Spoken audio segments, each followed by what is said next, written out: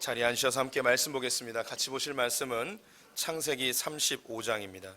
창세기 35장입니다. 창세기 35장 구약성경 53쪽입니다. 구약성경 53쪽 창세기 35장입니다. 1절부터 7절까지의 말씀을 한 절씩 교독하시겠습니다. 창세기 35장 1절부터 7절입니다. 창세기 35장 구약성경 53쪽 1절부터 7절 교독합니다. 하나님이 야곱에게 이르시되 일어나 베델로 올라가서 거기 거주하며 내가 내 형 에서의 낯을 피하여 도망하던 때에 내게 나타났던 하나님께 거기서 제단을 쌓으라 하신지라. 야곱이 이에 자기 집안 사람과 자기와 함께한 모든 자에게 이르되 너희 중에 있는 이방 신상들을 버리고 자신을 정결하게 하고 너희들의 의복을 바꾸어 입으라. 우리가 일어나 베델로 올라가자. 내 환난 날에 내게 응답하시며 내가 가는 길에서 나와 함께 하신 하나님께 내가 거기서 제단을 쌓으려 하노라 하매. 그들이 자기 손에 있는 모든 이방 신상들과 자기 귀에 있는 귀고리들을 야곱에게 주는지라. 야곱이 그것들을 세겜 근처 상수리 나무 아래에 묻고 그들이 떠났으나 하나님이 그 사면 고을들로 크게 두려워하게 하셨으므로 야곱의 아들들을 추격하는 자가 없었더라. 야곱과 그와 함께한 모든 사람이 가나안 땅 루스 곧 베델에 이르고 함께 읽습니다. 그가 거기서 제단을 쌓고 그것을 엘베델이라 불렀으니 이는 그의 형의 낯을 피할 때에 하나님이 거기서 그에게 나타나셨음이더라. 아멘. 오늘도 주님의 보좌 앞으로 나오신 성도님들에게 하나님의 은혜와 평강이 함께 하시기를 축원드립니다. 명절들 잘 보내셨습니까? 옆 사람에게 반갑게 인사하겠습니다. 하나님 당신 편이십니다. 감사합니다. 우리는 여호와께 쌓은 제단이라는 주제 가지고 말씀 나누고 있는데요. 오늘 그 네 번째 시간으로 야곱이 쌓은 제단에 대해서 살펴보도록 하겠습니다. 오늘은 1절 말씀을 읽으면서 설교를 시작해 보도록 하겠습니다. 1절 말씀 다 함께 읽겠습니다. 하나님이 야곱에게 이르시되 일어나 베델로 올라가서 거기 거주하며 내가 내 형 에서의 낯을 피하여 도망하던 때에 내게 나타났던 하나님께 거기서 제단을 쌓으라 하신지라. 아멘. 하나님께서 야곱에게 나타나셔서 베델로 올라가서 제단을 쌓으라 라고 명령을 하십니다. 성경에서 하나님이 자기 백성들에게, 믿음의 조상들에게 먼저 제단을 쌓으라 라고 말한 곳은 여기가 유일합니다. 성경에서 한 군데가 더 있긴 한데요. 다윗이 임의대로 인구조사했다가 하나님께 큰 징계를 받은 적이 있었습니다. 징계가 마무리될 즈음에 회개의 의미로 제단을 쌓으라고 한 적이 있으셨는데, 그것을 제외하면 유일하게 야곱에게 제단을 쌓아라 라고 이야기를 하십니다. 성경에 하나밖에 없다는 것은 굉장히 중요한 의미가 담겨져 있다는 뜻이겠죠. 다른 믿음의 조상들한테는 한 번도 하지 않았던 유일한, 네가 좀 가서 베델에서 제단을 쌓아라 라고 명령하셨는데 왜 하나님께서 이 베델에게 이런 명령을 하셨는지 그 이야기를 한번 살펴보도록 하겠습니다. 야곱은 이삭의 아들입니다. 이삭은 40에 결혼을 해서요 60에 아이를 낳게 되었는데 쌍둥이를 낳았습니다. 쌍둥이를 잉태하였을 때 하나님이 특별히 리브가에게 하나님의 약속의 말씀을 하나 전해주시는데요, 둘째가 장자가 될 것이고 첫째가 둘째를 섬기게 될 것이다 라는 말씀을 해주게 됩니다. 이로 인하여서 가정에서는 아버지는 큰아들 에서를 좋아하게 되고 둘째는 어머니가 좋아하게 되어집니다. 이런 하나님의 약속도 있었지만 에서는 들사람이었어요. 굉장히 용맹하고 사나이답고 그랬습니다. 이삭의 입장에서는 가정을 세울 다음 후계자, 가장을 세운다면 연약한 사람보다는 전쟁에 능하고 강력한 리더십을 갖고 있는 이런 사람을, 그런 아들을 후계자로 삼고 싶겠죠. 이건 우리 성도님들이 누구나 다 가질 수 있는 생각이라고 여겨집니다. 반면에 이 야곱은 좀 여성스러웠던 것 같습니다. 어머니와 함께 지내고 그리고 요리하는 걸 즐겨하고 어머니 치마폭에서 어머니의 돌봄을 받으며 살았습니다. 그의 성향도 있었겠지만 어머니가 하나님의 약속을 받아서 이 둘째에 대한 강력한 집착이 생기지 않았을까 싶습니다. 그래서 어릴 때부터 네가 장자가 될 거야. 형이 있긴 하지만 네가 이 집안을 세울 사람이야. 너 하나님이 너 축복하실 거야. 이렇게 어머니에게 약간은 쇠뇌와 같은 이야기를 듣고 자라지 않았을까라는 생각을 해봅니다. 그러다가 이 아버지가 눈이 어두워지고 생을 마감할 때쯤 되어서 이 자기가 생각했던 장자였던 에서에게 자기가 좋아하는 별미를 좀 가져오면은 내가 너에게 장자의 축복을 해주겠노라라고 이야기합니다. 언제나 장자 축복을 해줄까 옆에서 호시탐탐 주의하여 보던 이 어머니에게 이게 딱 들켰어요. 그래서 리브가가 자기의 둘째 아들 야곱을 변장시켜서 큰 아들인 척하고 들여보내서 별미를 먹이고 축복을 받게 되어지죠. 축복을 끝나고 곧 있어 에서가 들어오게 되었는데 에서가 깜짝 놀랍니다. 자기의 장자권을 동생이 빼앗아 갔다는 것을 알고 이놈을 내가 잡아 죽이겠노라고 막 화를 냅니다. 그러자 어머니는 이 사랑하는 둘째 아들을 잃어버릴까봐 멀리에 있는 외삼촌 집으로 이제 보내게 되어지지요. 이렇게 보낼 때 한 가지 약조를 하는데 니네 형이 지금 너무 화가 나가지고 널 죽이려고 하지만 곧 있으면 그 화가 풀리게 될 것이다. 그럼 내가 그때 서신을 보낼 테니까 그때 이제 집으로 돌아와라라고 그렇게 이야기를 하고 떠나죠. 그런데 이 형의 분노는 사그러들지 아니하였고 어머니의 서신은 오지 아니하여서 외삼촌 집에서 무려 20년을 지내다가 돌아오게 되어집니다. 그 야곱이 이제 자기가 하나님의 약속으로 인해서 장자가 될 것이라는 그런 마음도 있었지만 그 내면 속에는 그 자신이 형보다 저 뛰어나고 싶은 욕구가 분명히 있었던 것 같아요. 그의 삶의 여정을 쭉 보게 되어지면 성공에 대한 열망이 아주 강력했습니다. 이 둘째들이 갖고 있는 그런 컴플렉스랄까요? 그런 아픔이 좀 있는 것 같아요. 그래서 어딜 가든 형에게 치이는 거죠. 형은 늘 인정받고 주목받고 아버지의 사랑을 독차지하고 뭐 야곱도 엄마의 사랑을 받긴 하지만 아버지에게 인정받고 싶은 마음이 왜 없었겠습니까? 근데 늘 형만 챙기는 아버지에 대한 서운함도 좀 있었을 것이고 어딜 가든 사람들이 야곱이라고 부르지 않고 야 네가 에서 동생이구나, 야 네가 에서 동생이구나 라는 그 이야기가 늘 스트레스가 됐을 거라는 생각이 듭니다. 제가 이렇게 추측할 수 있는 것은 제 동생 때문에 그렇습니다. 저는 남동생이 한 명 있는데요. 이 남동생이 저랑 참 공교롭게도 제가 다녔던 학교를 똑같이 다 다녔어요. 심지어 유치원부터 대학교까지 한 군데도 빠짐없이 똑같이 다녔어요. 그러다 보니까 선생님들이 저를 알고 그리고 제 동생을 알게 되는 거죠. 그럼 동생에게 뭐라고 부르냐면 네가 창현이 동생이구나 라고 이렇게 묻는 거예요. 이야기하는 거예요. 그래서 한 번은 제 동생이 얘기하기를 자기가 제일 듣기 싫은 소리가 뭐냐면 네가 창현이 동생이구나 이 이야기를 제일 듣기 싫다는 거예요. 그래서 늘 형 그늘에 가려서 그 살아가는 자신이 좀 싫었다고 이야기합니다. 심지어 제가 보는 앞에서 엄마에게 그런 얘기를 하더라고요. 엄마는 형만 좋아하지 이렇게 이야기를 하는 거예요. 그래서 이 둘째가 갖고 있는 그런 뭐 아픔이랄까요, 뭐 이런 게 저는 이제 옆에서 봤기 때문에 야곱이 그런 마음이 아니었을까 싶습니다.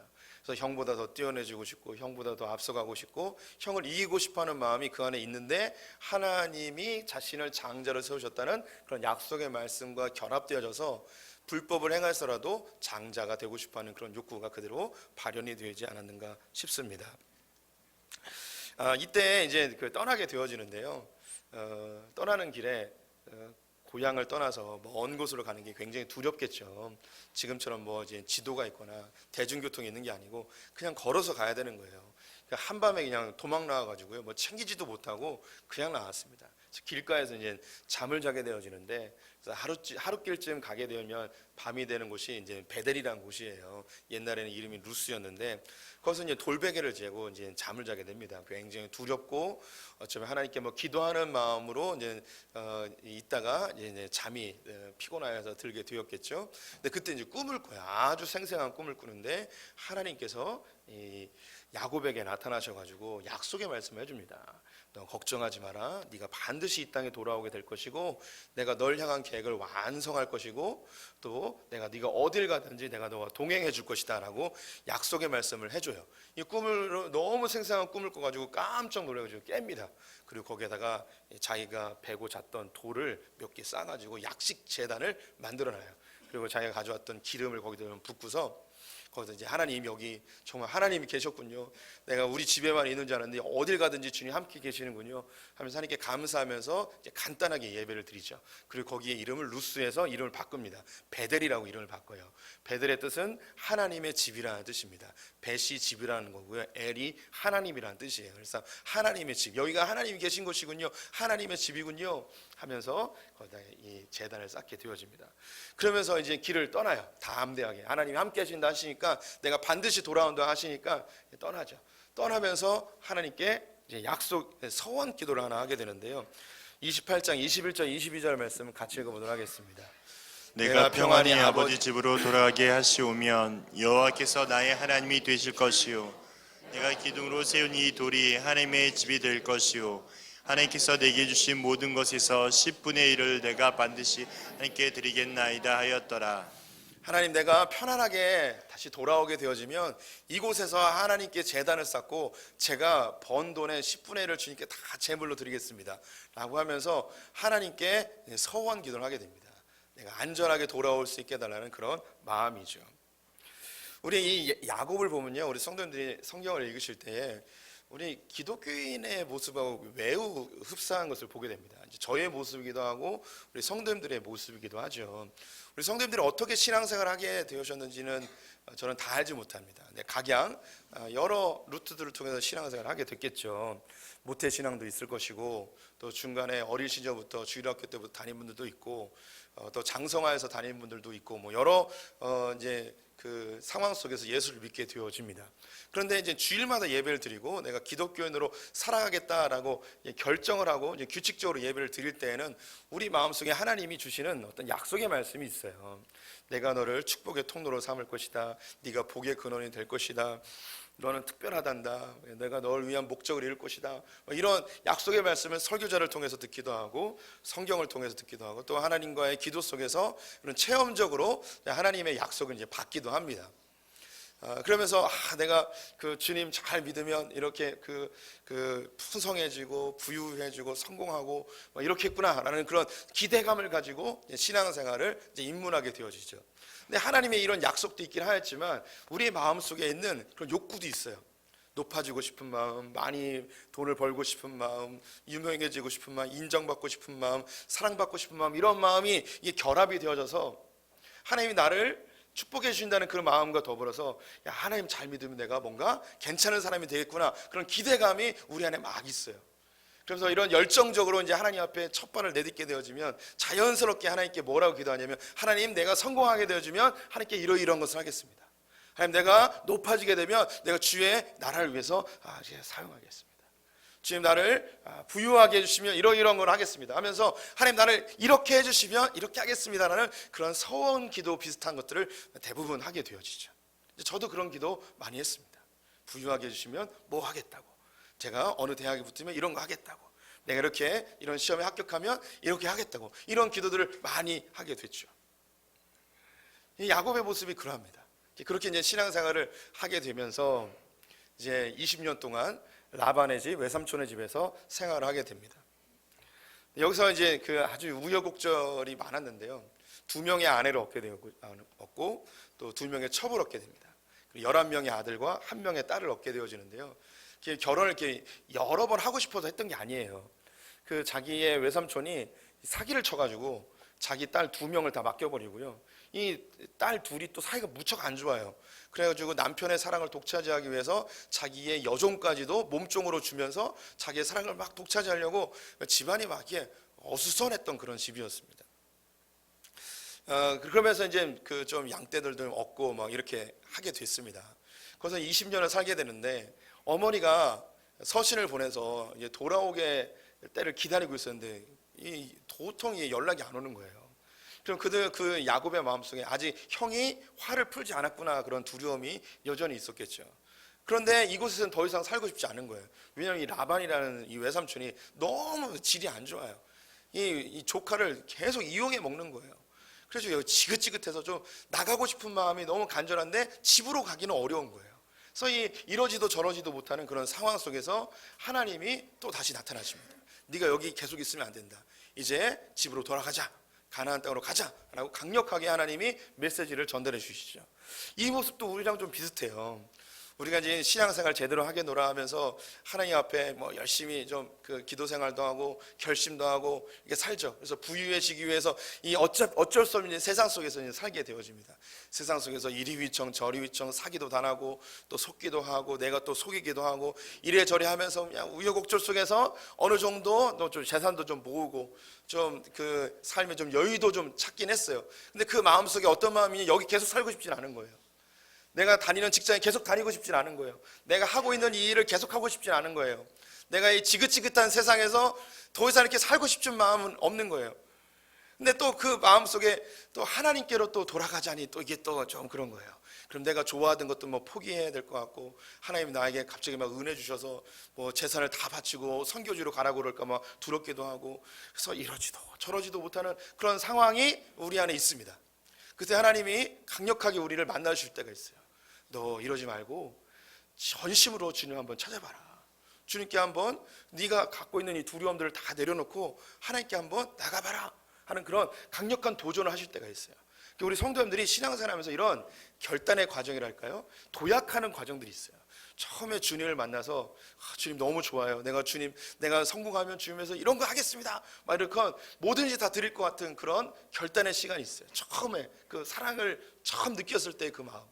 그런데 이리 휘청 저리 휘청 세상에 풍조에 휘말려서 살다가 이건 아닌데 하다가 하나님이 어떤 계기를 통해서 이 내가 지금까지 살고 있었던 삶의 터전을 팍 차고 다시 한 단계 도약하는 그런 때가 있습니다. 우리 성도님들 중에 그런 분들이 있어요.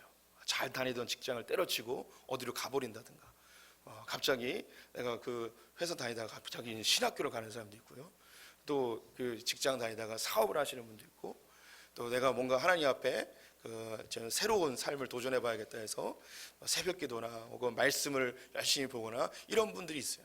우리 교회에도 어떤 계기를 통해서 지금까지 그 새벽 기도를 계속 하시는 분도 있고 아침 일찍 새벽 4시에 일어나서 성경을 계속 읽으시는 분들도 있어요. 이런 뭔가 이제 도약의 기회가 한 번씩들 있죠.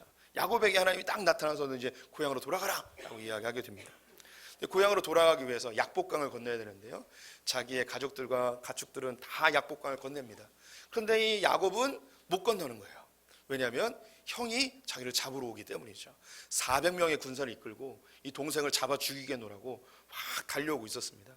너무 겁이 나가지고 약복강을 건너지 못하고 나루토에서 은밀하게 혼자서 하나님께 기도하게 되어집니다. 근데 그때 갑자기 어떤 자객 같은 놈이 와가지고 대판 씨름을 하게 되어집니다. 이 야곱은 에서가 보낸 자객이라고 생각했는데 알고 보니까 이분이 하나님이었던 거예요. 그래서 깜짝 놀래가지고 씨름하는데 하나님이 환도뼈를 팍 쳐서 탈골이 되어져 영원히 다리를 절뚝거리며 살아가게 되어지는데요.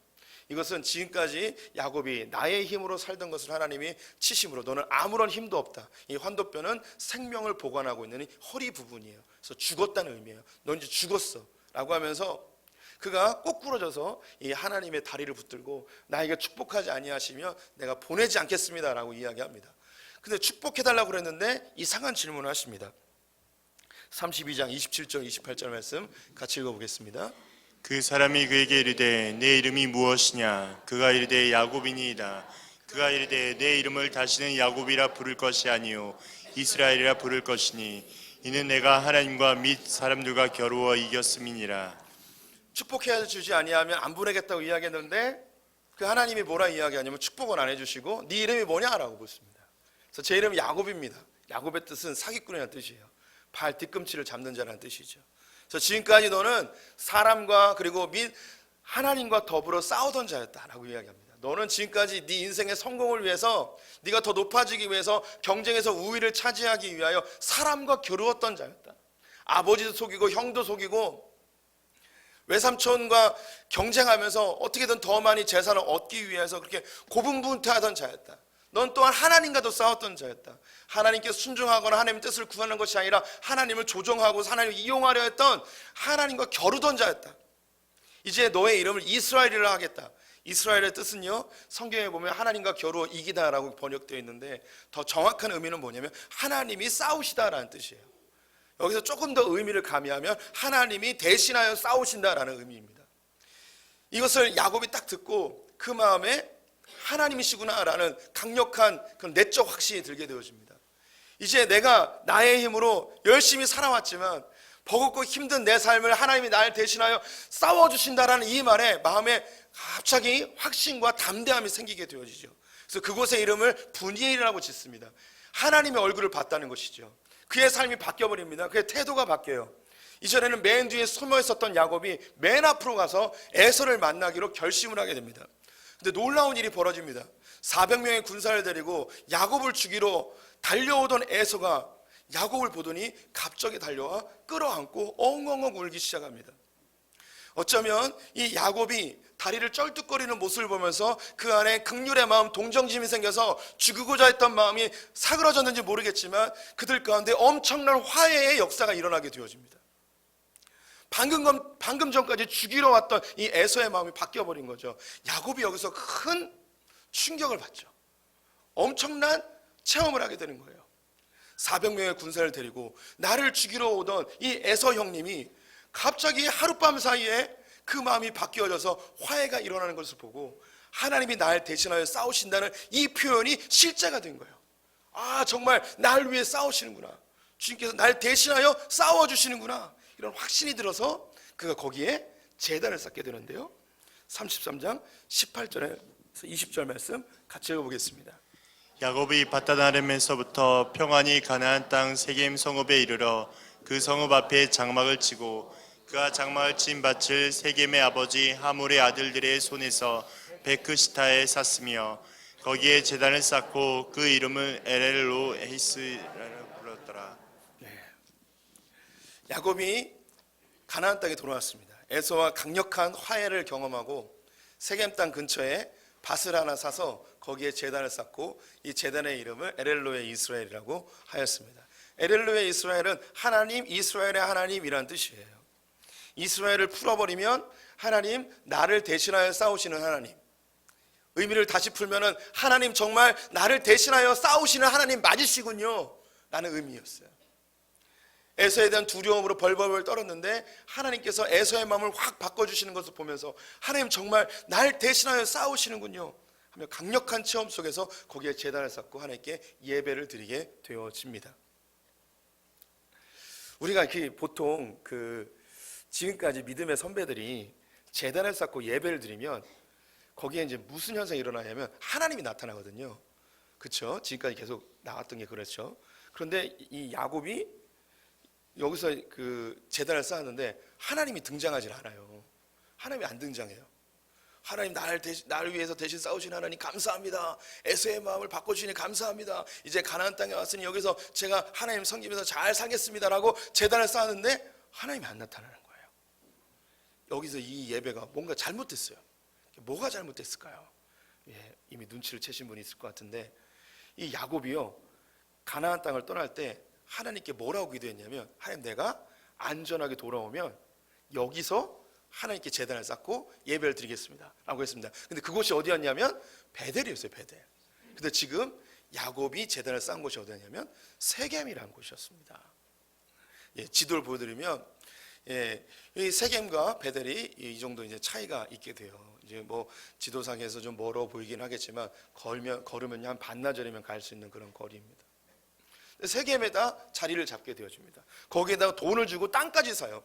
여기서 안 떠나겠다는 거죠. 그럼 왜 이 야곱은 베델이 아니고 이 세겜을 선택하였을까요? 가나안 땅에서요, 이 당시 최고로 발전한 도시가 어디였냐면 바로 이 세겜이었습니다.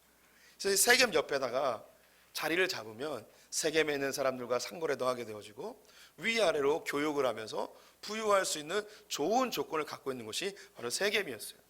그가 왜 세겜에 자리를 잡았는지 이유는 알 수 없어요. 하지만 우리가 추측해 볼 수는 있습니다. 방금 전에 누굴 만났냐면 형을 만났습니다. 근데 아버지에게 장자권의 축복을 누구에게 받았냐면 동생인 야곱이 받았어요. 그런데 액면으로 보니까 이거 완전히 비교할 수도 없는 거예요. 형은요, 일단 호위군사 400명을 데리고 다니고요, 이미 에돔이라는 도시국가를 만들어 버렸습니다. 거기에 왕이에요, 왕. 이 형은 장자의 축복도 받지 않았는데 엄청 잘 나가는 거예요. 자기는 장자의 축복까지 받았는데 마누라가 4명이긴 하지만 마누라 같지 않은 마누라가 3명이나 더 있고, 자식이지만 자식을 1명밖에 사랑하지 않고 나머지는 얼떨결에 낳은 그런 자식들인 거예요. 그리고 자기는 삼촌한테 완전히 사기당해가지고 20년 동안 개고생만 하고 이제 겨우 좀 얻어가지고 왔는데 형에 비하면 이거 아무것도 아닌 거예요. 아니 하나님께서 뭐 복의 통로가 되어주고 복의 근원이 되어주고 날 통하여 놀라운 일을 할 것이다 뭐 이런 축복의 말씀을 엄청 들었는데 결과적으로 나타난 건 아무것도 없는 거예요. 형에 비하면 아무것도 아닌 거죠.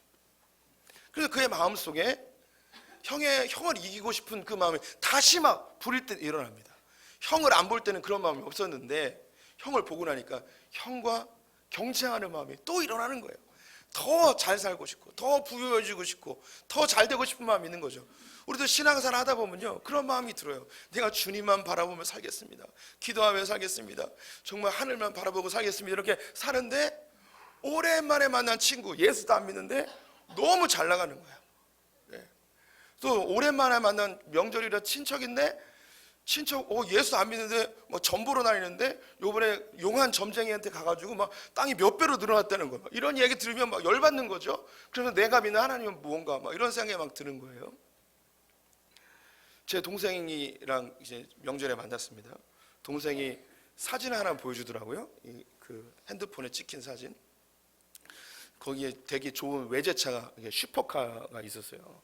아시는 분이 있을지 모르겠는데 포르쉐 911이라는 그런 아주 좋은 차가 있습니다. 그거하고 조카 2명이 타고 있더라고요. 그래서 이 차를 네가 왜 타고 있냐고 그랬더니 친구가 증평에 사는데 어제 밤에 왔대요. 차를 끌고 그리고 보고 싶다고 그러면서 나오랬대요. 동생 자기 딸들 데리고 나갔대요.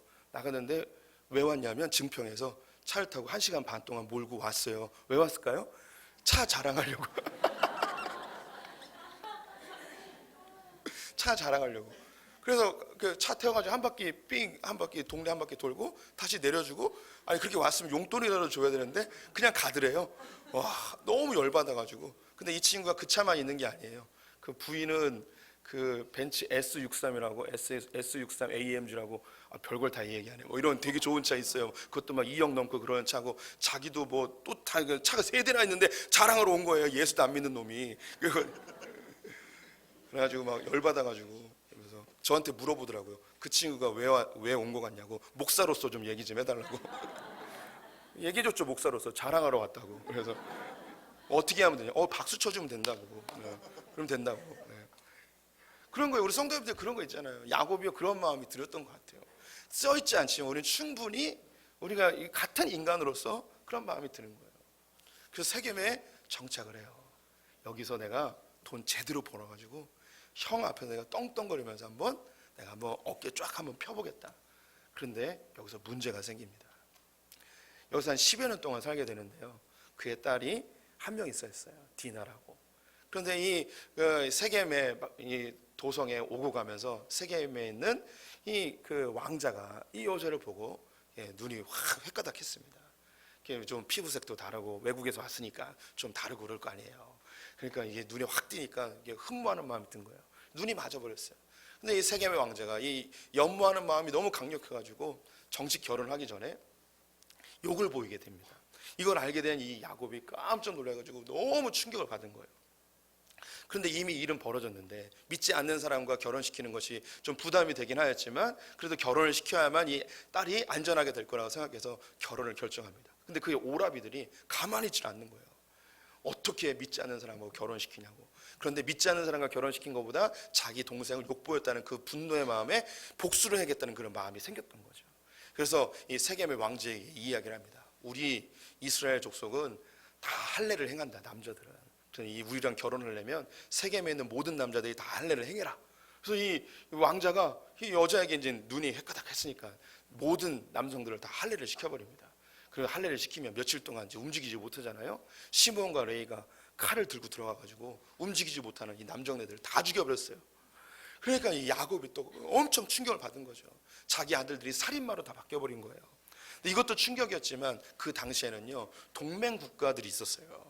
한 국가가 다른 국가로부터 공격을 받으면 이 유목민들은요 다른 부족들이 함께 도와줘야만 이걸 맞대응할 수 있는 거예요.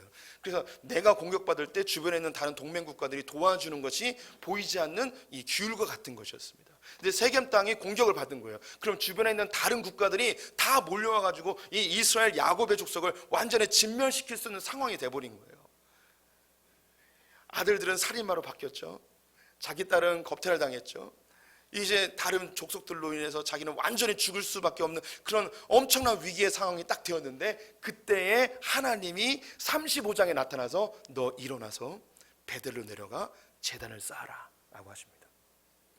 여기서 우리 성도님들이 벌써 느낌이 왔을 거예요. 이 야곱은요 세겜에 가면 안 됐어요. 세겜에 머물면 안 됐어요.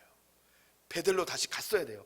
하나님이 처음 만나줬던 것, 하나님이 처음 야곱을 부르셔서 처음으로 만나셔서 내가 너와 함께 하실 것이고 내가 너를 위한 계획을 완성할 것이고 네가 어디를 가든지 내가 너를 형통케 할 것이라는 그 하나님의 약속의 말씀을 받았던 그곳으로 다시 돌아가야 되는 거죠.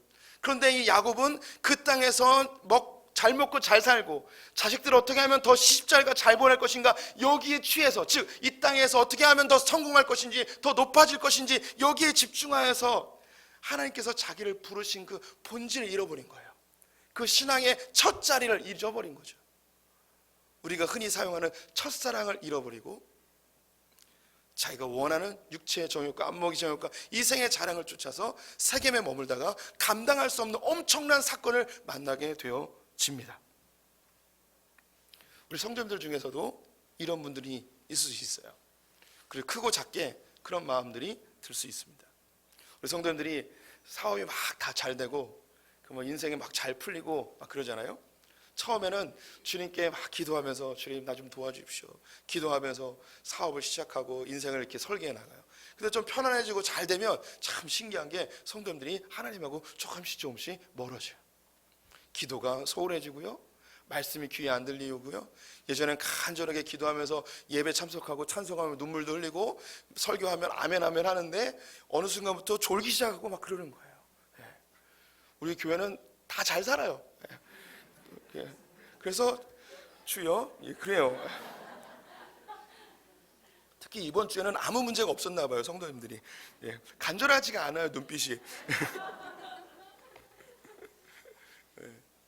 그래서 하나님과 점점 멀어져요.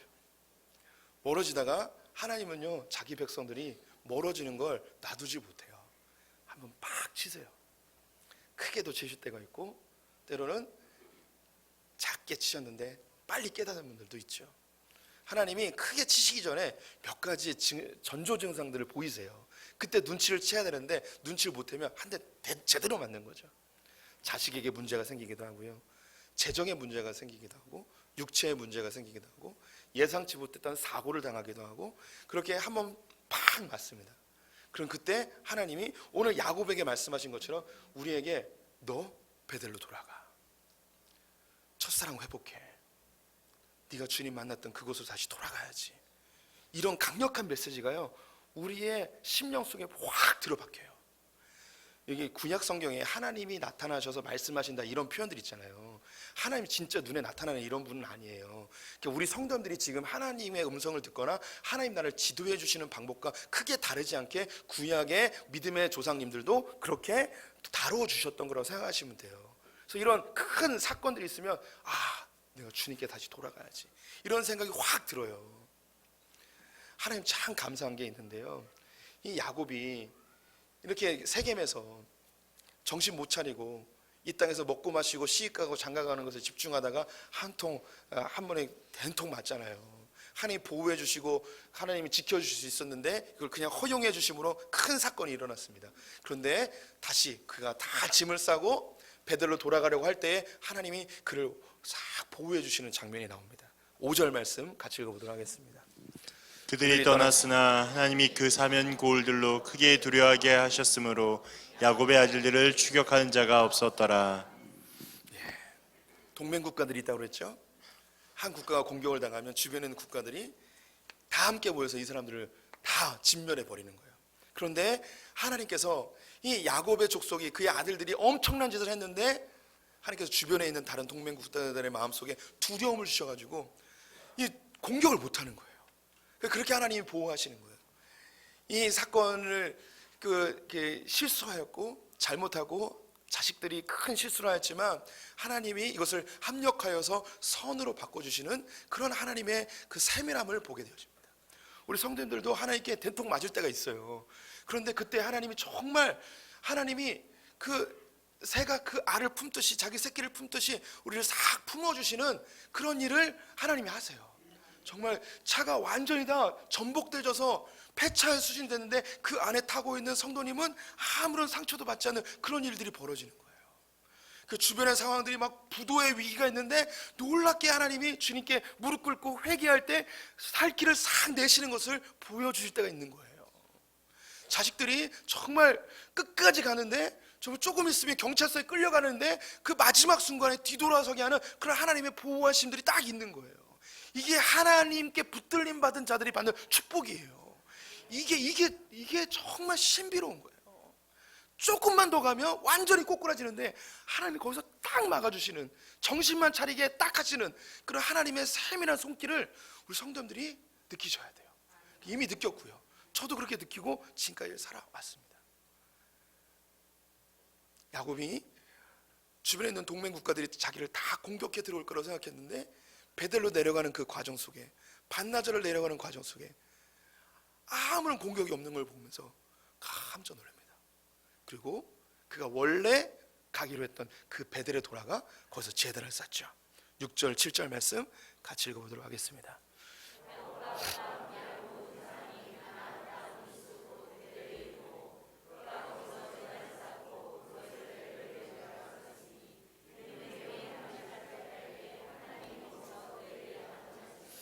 그가 가기로 했던 베델에 가서 제단을 다시 쌓습니다. 그리고 그곳에 그 제단의 이름을 뭐라고 붙이냐면 엘 베델이라고 이야기합니다. 베델은 하나님의 집이죠. 엘은 하나님이란 뜻이에요. 하나님의 베델이라는 뜻이에요. 이걸 풀면 어떻게 되는가? 하나님 정말 베델에 계셨군요. 내가 베델까지 다시 오기를 기다리고 계셨군요. 내가 이곳에서 하나님께 서원하고 나를 안전하게 돌아오게 한다면 이곳에서 제단을 쌓겠다고 했던 이 이야기를 주님께서 기억하고 있었군요. 나를 이곳까지 다시 오게끔 이렇게 주님께서 조성하셨군요. 주님께서 섭리하셨군요. 지금 정말 살아계십니다. 지금 이제는 이 땅의 것 바라보지 아니하고 하나님 바라보며 제대로 살아보겠습니다 라는 결단의 예배가 이 엘베델의 예배입니다. 우리 성도님들, 제가 서두에 이야기했습니다. 이 세겜에서 엘엘로에 이스라엘이라고 제단을 쌓았는데 하나님이 안 나타났다고 그랬잖아요. 그런데 이 엘베델에서 다시 제단을 쌓게 되었을 때 하나님 나타났을까 안 나타났을까요? 예, 당연히 나타났겠죠. 하나님 나타나셔서 뭐라고 말씀하시는지 보겠습니다. 9절에서 11절 말씀 같이 읽겠습니다. 야곱이 바다나름에 돌아오매 하나님이 다시 야곱에게 나타나사 그에게 복을 주시고 하나님이 그에게 이르시되 내 이름이 야곱이지만은 내 이름을 다시는 야곱이라 부르지 않겠고 이스라엘이 내 이름이 되리라 하시고 그가 그의 이름을 이스라엘이라 부르시고 하나님이 그에게 이르시되 나는 전능한 하나님이라 생육하며 번성하라 한 백성과 백성들의 총회가 내게서 나오고 왕들이 내 허리에서 나오리라. 아멘. 하나님이 다시 나타났어요. 돌아오겠다고 한 그 자리, 하나님을 처음 만났던 그 첫사랑의 자리로 야곱이 다시 돌아오자 하나님은 거기서 기다리고 있었던 거예요. 20년 동안 자기의 힘으로 부유해지고 싶고 장자권 받으려고 아버지와 형을 속였다가 완전히 20년 동안 뺑뺑이 돌다가 이제 하나님께로 다시 돌아왔을 그 자리에 주님은 20년 동안 여전히 기다리고 있었던 거죠. 그래서 그에게 이야기합니다. 약복강에서 그에게 칭하여줬던 그 이스라엘이라는 이름을 다시 그에게 불러줍니다. 네가 다시 야곱으로 살려고 그러니? 네 힘으로 살고 하나님과 다투려 하고 사람과 다투서 네 힘으로 이 땅에서 잘 먹고 잘 살려고 해보려고 하니 해봤는데 잘 되니? 아무것도 안 되지 않냐? 완전히 개판되지 않았냐? 내가 너에게 다시 이름을 주노라. 너는 이제 야곱이라 하지 말고 이스라엘이라 하라. 네 힘으로 살지 말고 하나님의 힘으로 살아봐라. 하나님 널 위해 싸울 테니 하나님의 인도하심을 받으며 살아봐라. 내가 너를 부른 것은 이 땅에서 잘 먹고 잘 살고 씩하고 장가가기 위해서 부른 것이 아니고 내가 너를 통하여 열방의 왕을 세우고 총회를 만들고 큰 민족을 이루기 위해서 내가 너를 불렀다. 내가 널 위한 목적이 있다. 그냥 단순히 네가 이 땅에서 잘 먹고 잘 살기 위해서 하나님 믿는 거 아니야. 너 이제 이름이 이스라엘이야. 다시 이름을 불러주십니다. 우리 성도님들 가운데 예전에 주님께 뜨거웠던 신앙의 그런 경험이 있는 분들이 있으십니까? 어느 순간 주님과 점점 멀어지고 내 마음속에 주님께 가까이 가고 싶은 마음이 있는데 잘 되지 않는 분들이 있으십니까? 하나님 그 베델이라는 곳에서 그 첫 사랑의 그 현장에서 지금 여전히 기다리고 계세요. 다시 올 때까지 야곱을 위해서 20년을 기다리셨습니다. 우리 성도님들도 하나님 그렇게 기다리세요. 그 첫사랑의 현장. 에베소서 2장에 요한계시록 2장에 에베소 교인들에게 너희가 첫사랑을 잃어버렸다라고 이야기합니다. 그래서 이 첫사랑을 다시 되찾는 방법으로 처음 행위를 가져라라고 이야기합니다. 우리 성도님들이 주님과의 그 첫사랑을 회복하기 원하신다면 처음 주님을 만났던 그 자리, 그 삶의 그 형태, 그 신앙의 그 순수함을 다시 찾으실 필요가 있습니다. 그 부르심의 그 현장으로 다시 가실 필요가 있죠. 주님 거기서 기다리세요. 다시 회복하여서 우리 그곳에서 다시 도약시켜 주십니다.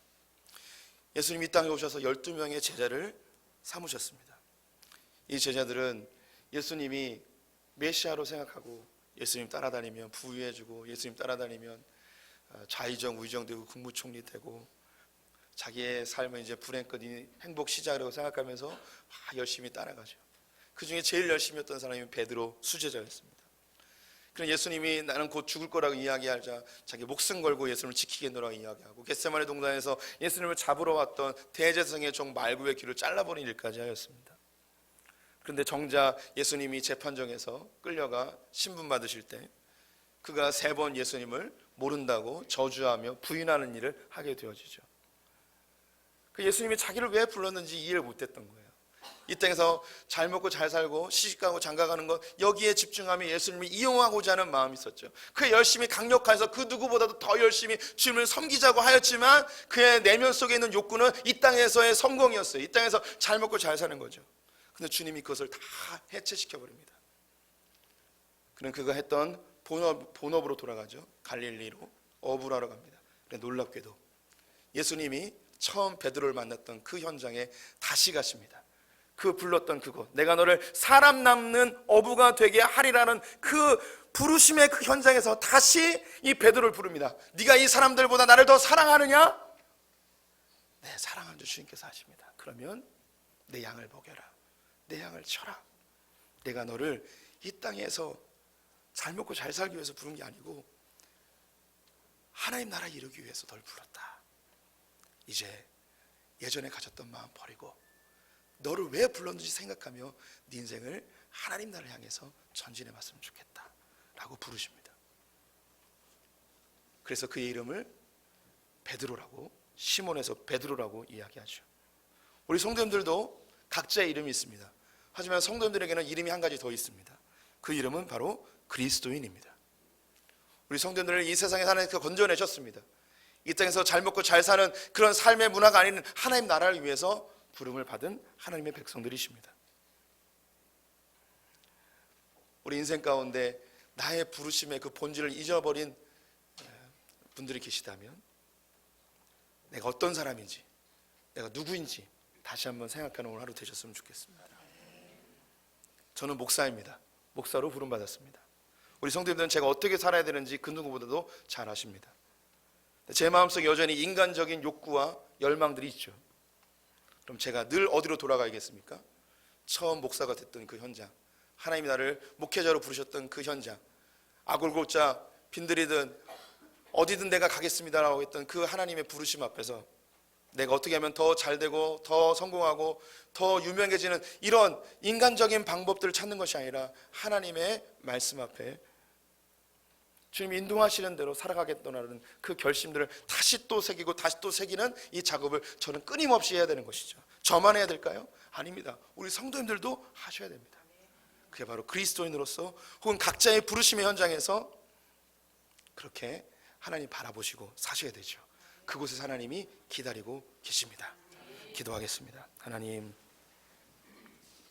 베델에서 기다리셨던 하나님을 발견합니다. 야곱이 이 땅에서의 성공을 추구하며 자기 나름대로 제단을 쌓고 자기 방식대로 예배했을 때 하나님 나타나지 않으셨지만 하나님 여전히 야곱을 부르셨던 그 현장에서 기다리고 계셨음을 깨닫습니다. 하나님, 우리가 첫사랑을 되찾길 소망합니다. 주님을 처음 만났을 때 그 현장으로 다시 돌아가게 하시고 그때의 다짐으로 다시 돌아가게 하시고 우리의 삶을 정돈하게 하시고 또 하나님 앞에서 우리의 행위를 다시 돌이키게 하여 주시옵소서. 그래요, 주님이 우리를 위한 놀라운 목적과 계획이 우리 삶 가운데 실현되는 것을 보기를 간절히 소망하오니 주님 긍휼을 허락하여 주시옵소서. 예수님의 이름으로 기도드렸습니다. 아멘. 광고 말씀드리겠습니다. 소풍 성경